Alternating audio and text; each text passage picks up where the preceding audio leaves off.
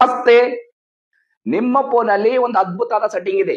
ಅದೇನಪ್ಪ ಅಂದ್ರೆ ನಿಮ್ಮ ಫೋನು ಯಾಕಾಗೋದನ್ನ ತಡೆಯುತ್ತೆ.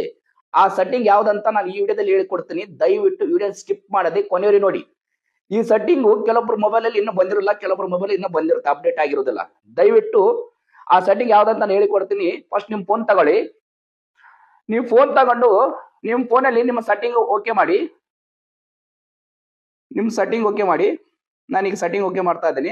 ಸೆಟ್ಟಿಂಗ್ ಓಕೆ ಮಾಡಿದ್ರೆ ಮೇಲ್ಗಡೆ ಸ್ಕ್ರೋಲ್ ಮಾಡಿ ನಿಧಾನಕ್ಕೆ. ಕೆಳಗಡೆ ಸೆಕ್ಯೂರಿಟಿ ಅಂಡ್ ಪ್ರೈವಸಿ ಅಂತಿದೆ, ಅದು ಓಕೆ ಮಾಡಿ. ಅದು ಓಕೆ ಮಾಡಿ ಸ್ವಲ್ಪ ಮತ್ತೆ ಮೇಲೆ ಸ್ಕ್ರೋಲ್ ಮಾಡಿ.